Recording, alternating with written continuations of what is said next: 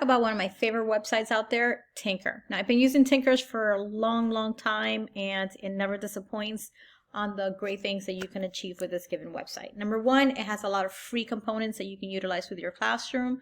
And as we know, coding develops critical thinking. Now, critical thinking and problem solving are two of the most vital skills to acquire for future opportunities. Now, let's get logged in. And I'm logging in as a teacher. I'm using Google as my way of logging in, and I'm choosing the account that I have set up for this. Now, as we know, coding develops logical thinking along with reasoning power. And developing critical thinking in kids is an important component of thinking of the kind of lessons that you want to start building for your students. Now, coding is based on solving problems. Hence, students are learning how to deal with real-life problems and stimulating their mental quotients. So, with that being said, once you log in, you can add a classroom. The joy or the wonders of being able to add a classroom is that it pulls your roster from Google Classroom. So if you have Google Classroom already set up, you're actually able to bring in your roster and it links to your Google Classroom. So when you do that, you are automatically setting up your Google Classroom or your students, pushing out lessons to your students through this. Okay, so one of my favorite Tynker activities, I'm going to jump onto it. Oh no, did it expire? Is this given activity?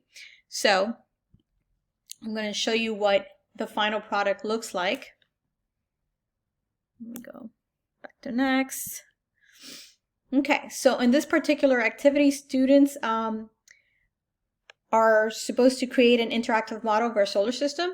And the instructions that you get as a teacher, it guides the students through certain simulations of planets orbiting the sun. So once they've done with the tricky coding part, they can do additional research to find out the facts about each of the planets that will pop up when the planet is clicked on, if they want to add on to the coding activity.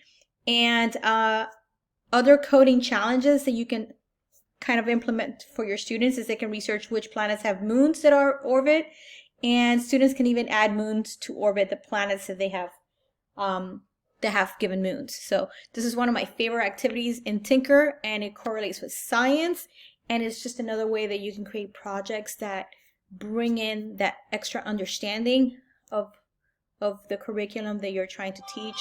But it's not just reading it in a book, it's actually putting something together that will teach them more than just the core content. Okay, so I'm going to go ahead and exit from here. I'm going to jump back to my teacher dashboard. And over here you can see courses, right?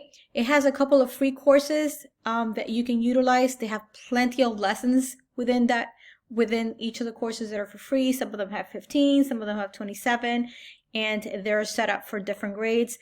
There's even great courses in coding, things like light and many different other activities that your students can learn from that you can correlate with your science curriculum. So I hope you like this quick crash course of Tynker and why I love it and how you can utilize in your Google Classroom as not only a form of assessment, but also a form of an alternative assignment that will cultivate possible thinking strategies for your students.